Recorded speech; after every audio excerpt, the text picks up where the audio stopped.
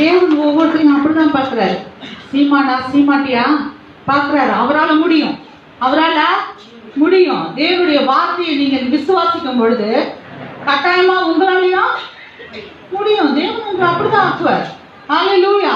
ஒண்ணே இல்ல அப்படின்னு மட்டும் யோசிச்சிடாதீங்க. ஒன்னல்லாத ஆபிரகாம் தான் ஓவர் நைட்ல என்ன பண்ணாரு? சீமான் ஆக்கிட்டார். பெரிய ஆச்சரியமான விஷயம் பாருங்க. பார்த்து எல்லாரும் அவனை பார்த்து எல்லாம் பொறாமப்படுற அளவுக்கு சீமான் ஆக்குறாரு. அதுதான் பொறாமப்படுற அளவுக்கு சீமானா சீமாட்டியா மாத்துறாரு பாருங்க. அடுத்த நாள் இன்னொரு வாக்கு பண்றாரு. ஏற்கனவே அவன் சீமானெல்லாம் ஒண்ணும் இல்லை, ஆனா இப்ப சீமான் ஆயிட்டான். இப்ப நிறைய சொத்து வந்துருச்சு.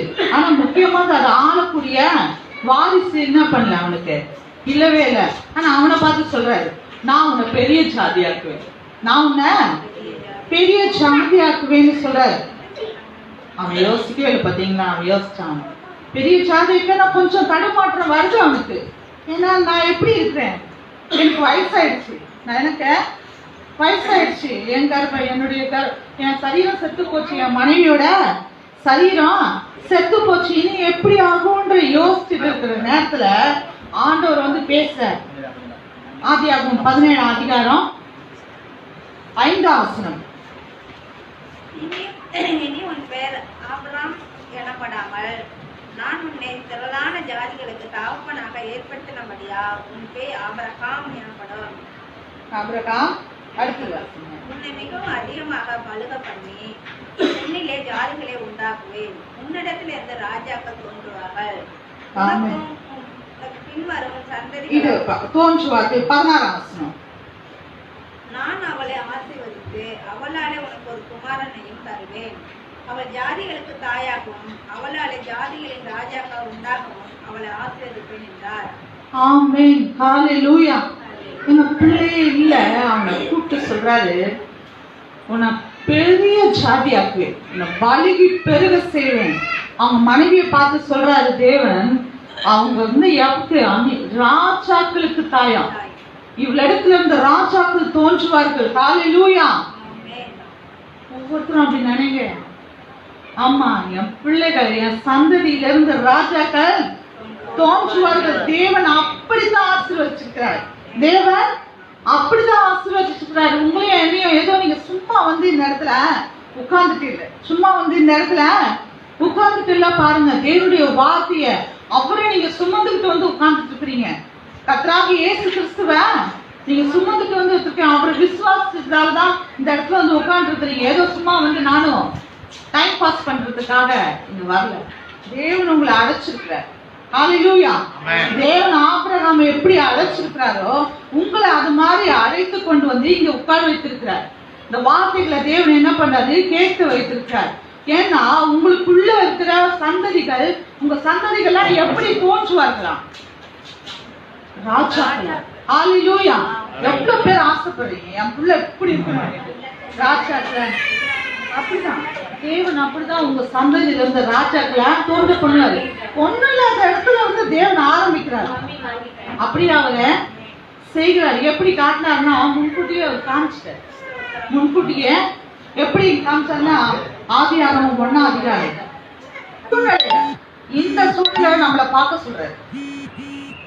இப்ப பிள்ளை இல்லையா, நான் உனக்கு பிள்ளைய கொடுத்து பெரிய ஜாதி இருக்கிறேன், உனக்கு இப்ப பணம் இல்லையா, உன்னை சீமானா சீமாட்டியா மாக்குறேன், நீ இப்ப பேர் புகழ உனக்கு இல்லையா, நான் உன்னை பேரும் புகழோட வாழ வைக்கிறேன்னு சொல்றாரு பாரு.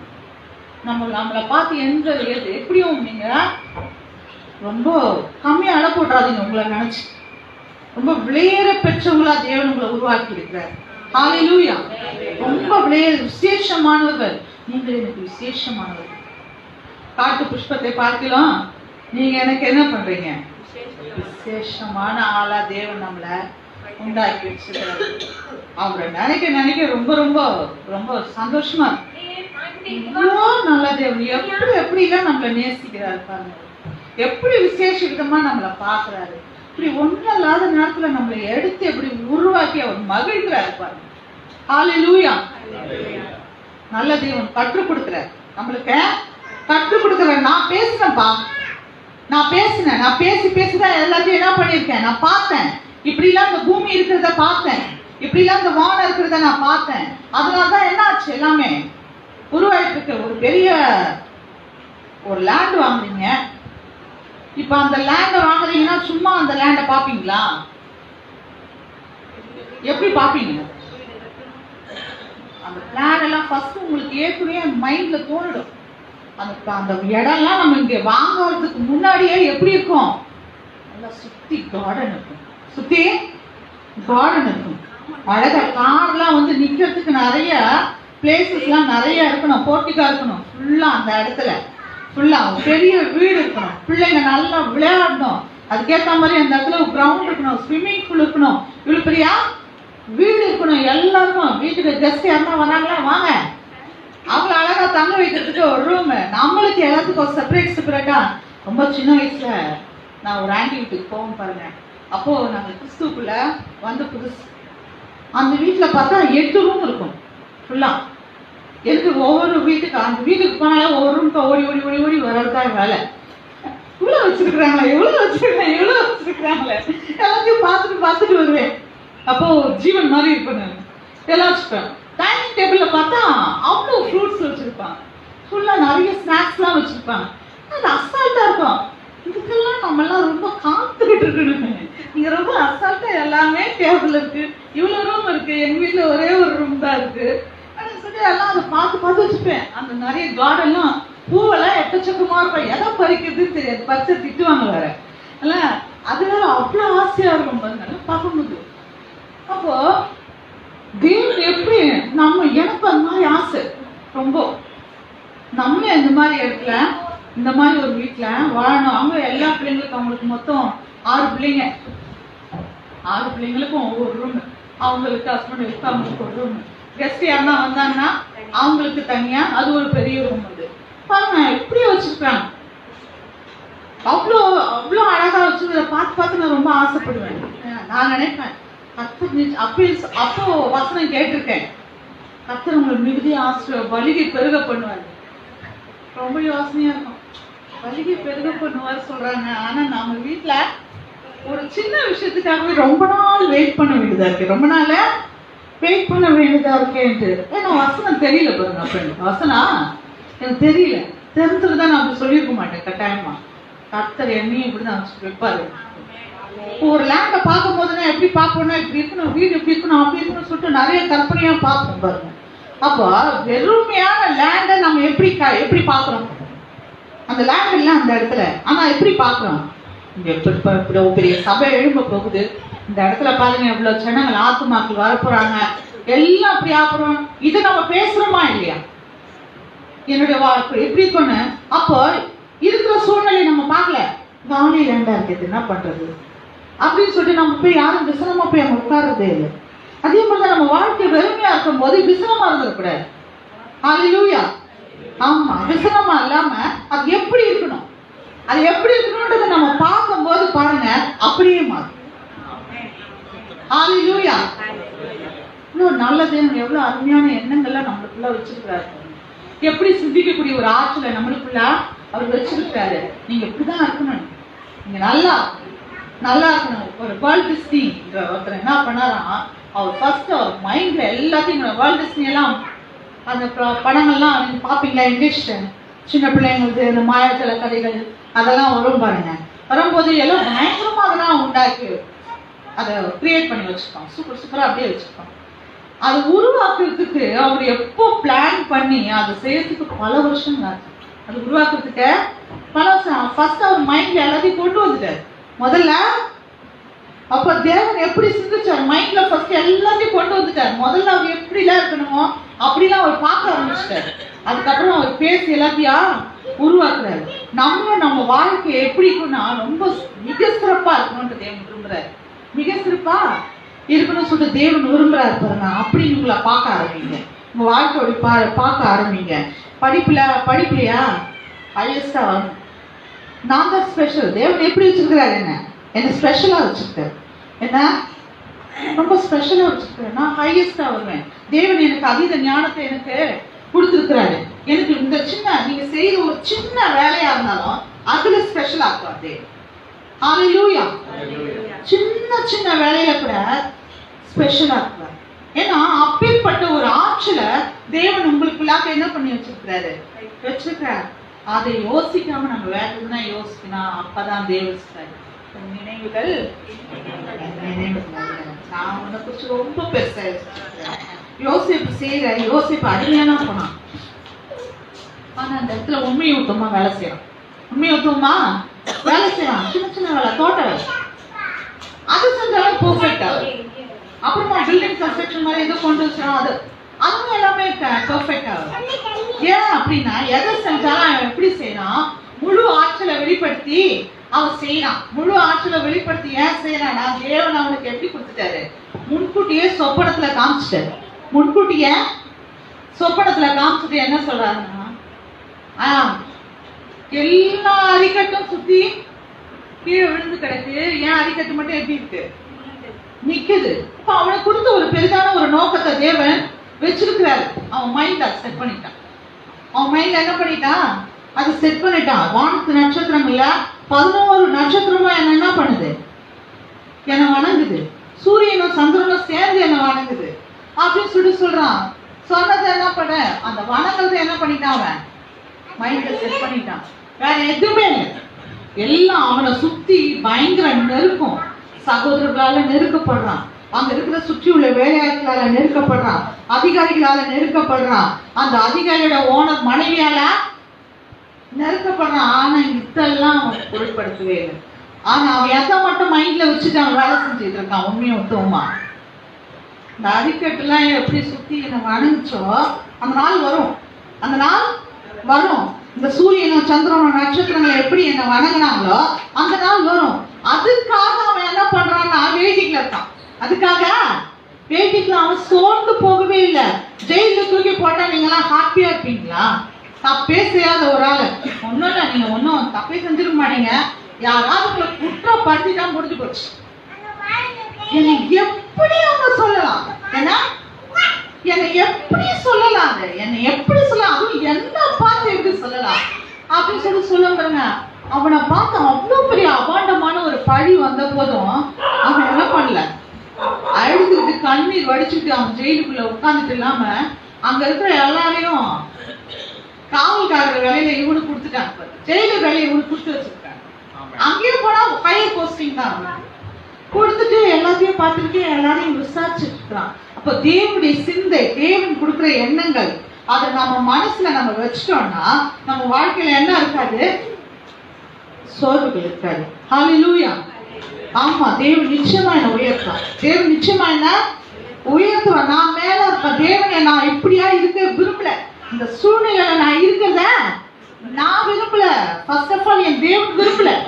நான் நல்லா இருக்கிறதா தேவன் என்ன பண்றாரு, விரும்புறான்னு சொல்லிட்டு அந்த எண்ணங்களை அவனுக்குள்ள வச்சுட்டாங்க. வச்ச உடனே பாக்குறேன் ஏற்ற வேலை வருது. உங்களுக்காக தேவன் சூழ்நிலைகளை ஏற்படுத்துவார். ஹல்லேலூயா. உங்களை உயர்த்துவதற்கென்றே சூழ்நிலைகள் உருவாக்கப்படும். ஆமென். பாருங்க, தேவன் உயர்த்துவதற்கென்று அந்த தேசத்துல பஞ்சம் வந்துச்சு பாருங்க. அவ்வளவு ஆலோசனை கொடுக்கிறார் தேவன். ஞானம் உள்ள ஒரு மனுஷன் உங்களுக்குள்ளதான் இருக்கிறான்.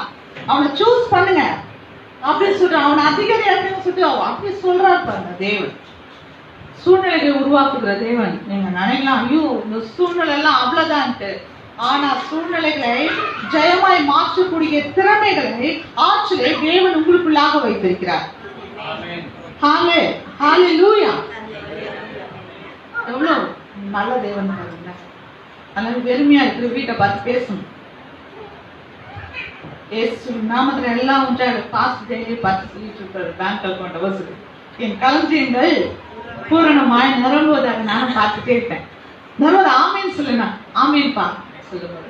அதே மாதிரி எல்லா பாஸ்புக் எடுத்து வச்சுட்டு சொல்லுவாங்க, என் களஞ்சியங்கள் பூரணமாய் நிரம்பும். எத்தனை அக்கௌண்ட் ஓபன் பண்ணாலும் தேவன் அதை நிரப்புறதுக்கு வல்லவராக இருக்கார். ரெடியா இருங்க. ஹல்லேலூயா. எல்லாருக்கும் பாஸ்புக் இருக்குங்களா? யாருக்குமே பாஸ்புக் வச்சிருக்கீங்களா? இல்லைங்களா? பேங்க் அக்கௌண்ட் எல்லாருக்கும் இருக்குங்களா? தேவன் எல்லா வச்சு நிரப்ப வல்லவராக இருக்கிறார். ஹல்லேலூயா. அது எப்படி நிரப்புங்க? என் சுய சம்பாத்தியத்துல அப்படியே உழைச்சு உழைச்சு ஓட தேஞ்சு சம்பாதிக்கிறதுலாம் தூக்கிட்டு போய் அதுல என்ன பண்ண போறேன்? சரி பாத்துங்க, தேவனை சார்ந்து கொள்ளுங்க, தேவனை சார்ந்து கொள்ளுங்க. இஸ்ரவேல் ஜனங்கள் வெற்றி எங்கிருந்து வரும்னு சொல்லிட்டு எதிர்பார்த்துருக்கிற நேரத்துல தேவன் சொல்றாரு, காற்றையும் காண மாட்டீர்கள், மழையும் காண மாட்டீர்கள், வாய்க்கால்கள் தண்ணீரால் நிரப்பப்படும். பாக்குறாங்க, எதிரி வரான், தண்ணீர் ஃபுல்லா வாய்க்கால தான் வெட்ட சொல்றாரு.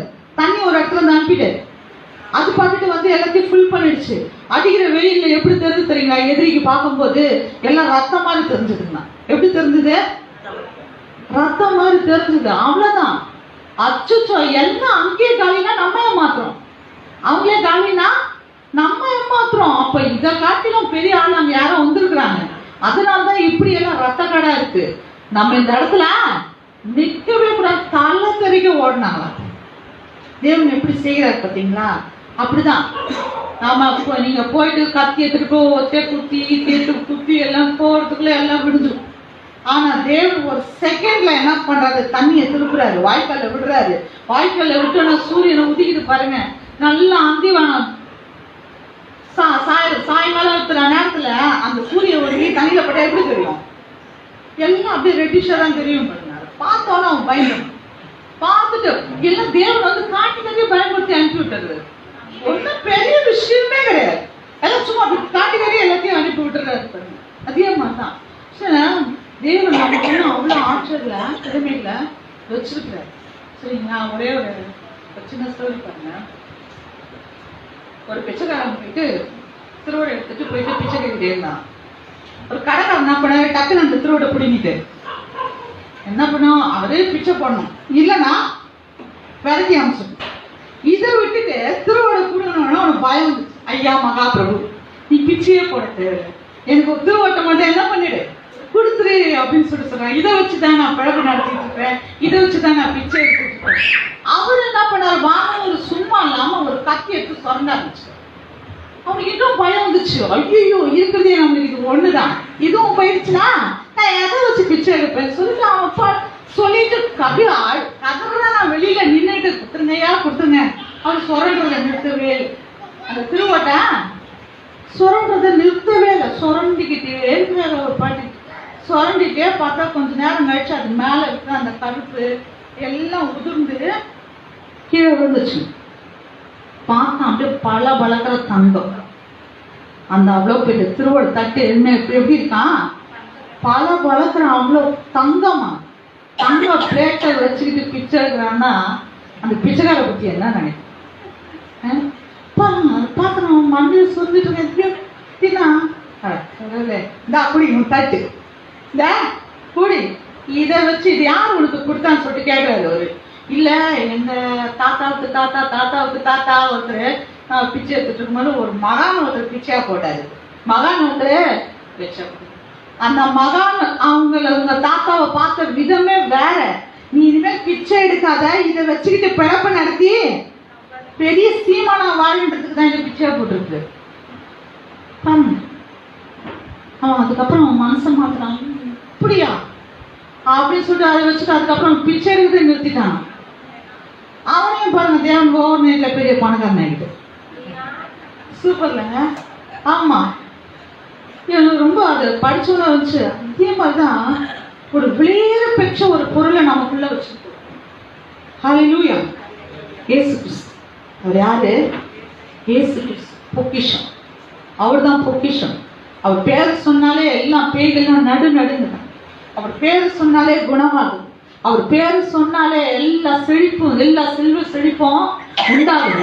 அவர் பேர் சொன்னாலே எல்லாரும் உண்டாகுது. அவ்வளோ பெரிய தேவனை, அவ்வளோ பெரிய இயேசு தேவன் என்ன பண்ணாரா, நம்மளுக்கு ஈவா கொடுத்துருக்கிறாரு.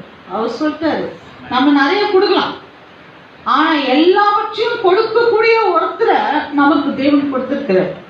அதான் உன் நினைவுகள் என் நினைவுகள் அல்ல, உன் வழிகள் என் வழிகள் அல்ல. அது ரொம்ப அது வேற மாதிரி. அது ஆமா, கர்த்தர் செஞ்சார்னா அப்படி செஞ்சார்னா இயேசுவே தன்னுடைய சொந்த குமாரனையும் கொடுத்துட்டாரு. நீ நல்லா இருக்கணும். நீ நல்லா இருந்தனா எப்படி இருக்கும்? பரலோகமே சந்தோஷப்படும். நாம நல்லா இருக்கும்போது பரலோகமே என்ன பண்ணுமா? அப்படி மிகுந்த சந்தோஷம் அடையணும். பாருங்க, தேவன் நம்ம மேல அவ்வளோ பிரிய வச்சிருக்கிறார். அவருடைய சொந்த குமாரனையே கொடுக்கிற அளவுக்கு நம்ம மேல அவ்வளவு அதீத பிரியத்தை வச்சிருக்கிறார். பாருங்க, அப்பேற்பட்ட இயேசு கிறிஸ்துவை நமக்குள்ள வச்சுக்கிட்டு நம்ம போயிட்டு இந்த மனசுக்குள்ள சஞ்சலத்தையும் தவிப்பையும் தோல்வியையும் பாரத்தையும் எல்லா வித அழுத்தத்தையும் வச்சுக்கிட்டு நம்ம போய் நிற்கும் போது ஆண்டவர் எவ்வளவு வேதனைப்படுவார். எல்லாத்தையும் கொடுத்தேன், நான் உன்னை எப்படி உண்டாக்கி இருக்கிறேன், நான் என்னோட சாயல உண்டாக்கி இருக்கிறேன், நீ எல்லாத்தையும் தூசி மாதிரி தகர்த்து போட வேண்டாமா, இந்த உலகத்தை ஜெயித்தவர் உனக்குள்ள வச்சிருக்கிறேனே, நான் இந்த உலகத்தை ஜெயித்தவர் உனக்குள்ள வச்சிருக்கிறேன். அப்ப நீ எப்படி ஏன் எப்படி இருக்குன்னு சொல்லிட்டு தேவன் நம்மளை பார்த்து கேட்க. நிறைய பேரு என்ன செஞ்சீங்க ஆண்டவரே கேள்வி கேட்போம். அவனுக்கு செஞ்சீங்க, இவனுக்கு செஞ்சீங்க, இவங்களுக்கு செஞ்சீங்க, அவங்களுக்கு செஞ்சீங்க, அவன் பொல்லாதவன், அவனுக்கெல்லாம் அள்ளி அள்ளி கொடுத்துட்டு இருக்கிறீங்க. நம்ம பார்த்தா நம்ம பேங்க் அக்கௌண்ட் காலியா இருக்கு. இப்படிதான் நம்ம நிறைய யோசிச்சுட்டே இருக்கணும். தேவ சார், விலையேற பெற்ற பொக்கிஷத்தையே உங்களுக்குள்ள வச்சிருக்கிறேன். ஹல்லேலூயா. என்னுடைய சுபாவத்தை உங்களுக்குள்ளாக வச்சிருக்கிறேன். என்ன போல சிந்திக்கிற ஆற்றலை உங்களுக்குள்ளாக வச்சிருக்கிறேன். நான் என்ன செய்வனோ அதை செய்யக்கூடிய எல்லா பலனையும் எல்லாவற்றையும் உங்களுக்கு கொடுத்துருக்கேன். ஹல்லேலூயா. பேதுரு அப்படிதான் பார்த்தான். பாருங்க, சர்ச்சு வாசல்ல பிச்சை எடுத்துட்டு இருக்கான். சர்ச்சு வாசல்ல பிச்சை எடுத்துட்டு இருக்கும் போது பேதுரு பாக்குறாரு. அவனுக்கு தெரியும் அவர் அந்த கோடிங்கின்மை, அந்த வெறுமை, அந்த காலு, அவன் கை காலெல்லாம் அப்படியே கடவுள் கூட இருக்கு. எந்திரிச்சு நின்று கூட பிச்சை கேட்க முடியாது. தூக்கிட்டு வந்து உட்கார வைப்பாங்க, பிச்சை எடுப்பான், சாயங்காலமான வீட்டுக்கு கூட்டிட்டு போயிடுவாங்க. இதுதான் வேலை. அவங்க பேரண்ட்ஸ் என்ன வேலை? தூக்கிட்டு வந்து வாசல்ல உட்கார வைப்பாங்க, பிச்சை எடுத்து முடிச்சோன்னா சாயங்காலமா தூக்கிட்டு போயிடுவாங்க. இதே ஆனா அந்த பேதுரு அவன் அப்படி பார்க்கவே இல்லை. அவன் பிச்சை எடுக்கிறான், அவன் கால் இப்படி இருக்கு அப்படி இருக்கு. அவங்ககிட்ட இருக்கிறத பார்க்க யார் இருக்கா? இயேசு. பேதுருகிட்ட யார் இருக்கா? இயேசு இருக்கிறார். அந்த இயேசுவின் நாமத்தை சொல்லி அவன் சொல்றான், இயேசுவின் நாமத்தினாலே நான் அவனுக்கு சொல்றேன். என்கிட்ட பொண்ணு வெளியில எங்க இயேசு நாமம் உயர்ந்த நாமம் இருக்கு. அந்த நாமத்தை வச்சு நான் பேசுறேன். எந்திரிச்சு நட, எந்திரிச்ச நட. அவ்வளவு அவ்வளவு பெரிய வல்லமை உள்ள வார்த்தைய அந்த இயேசு என்ற நாமத்தை அவன் சொன்ன உடனே அவன் துள்ளி குதிச்சு எந்திரிச்சு நடறாங்க. அப்ப அவ்வளவு பெரிய விளையாட்டு பெற்ற அந்த நாமத்தை நமக்குள்ள வச்சிருக்கோம். இப்ப நம்ம இருதயத்தை இப்ப என்ன பண்ண தெரியுங்களா? வெறுமையாகும்.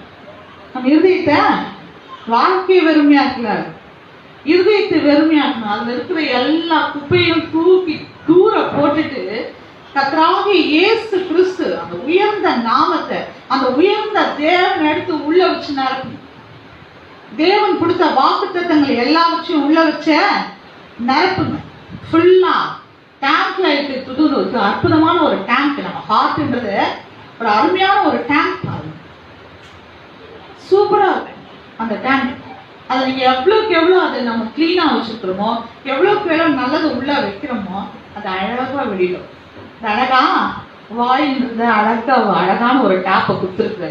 தண்ணி திறந்து விட்டா எப்படி அதுல இருக்கிற அவ்வளோ தண்ணியை வந்து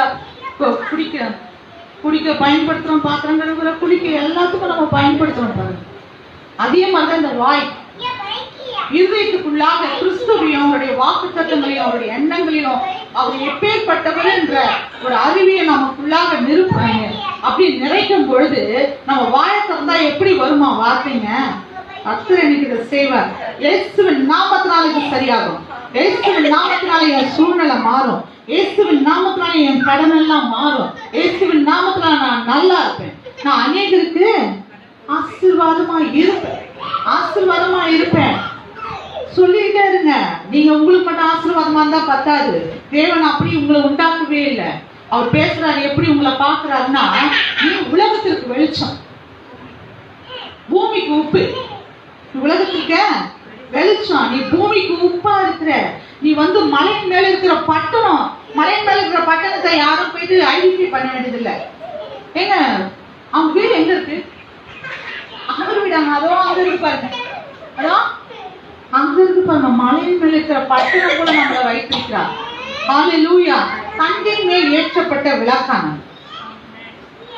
விளக்கு கொளுத்துட்டு மூடி வச்சா மூடி வைக்கிறது தேவன். நம்ம எப்படி இருக்கிறோம், தேவன் நம்மளை எப்படி பார்க்கிறாரு? தங்கின் மேல் ஏற்றப்பட்ட விளக்கா பார்க்கிறாரு. ஹalleluya. ஃபுல்லா தண்டின் மேல் ஏற்றப்பட்ட விளக்கு எல்லாம் அந்த வீடு முழுதும் பிரகாசத்தை கொடுக்கும்.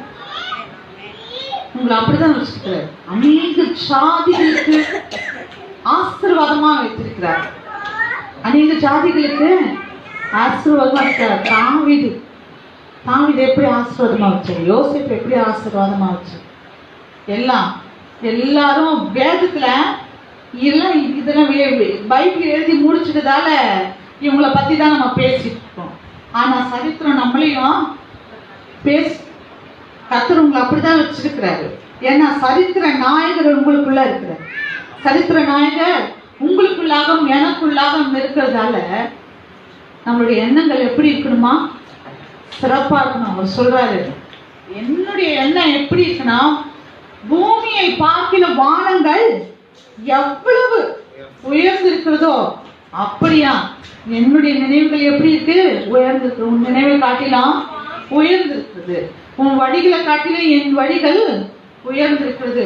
அதனால அந்த உயர்ந்திருக்கிற நம்மளை உயர்த்தி பார்க்கிற, நம்மளை உயர்த்தி வைக்கிற அந்த தேவனையே நோக்கிப்பார். ஹalleluya. அவரே நோக்கிப்பாங்க. கர்த்தர் பெரிய காரியங்களை நமக்கு செய்வார். ஹalleluya. எல்லா காரியங்களை தட்டி கர்த்தருக்கு நன்றி செலுத்துவோம். இவ்வளவு நல்ல தேவனை நம்ம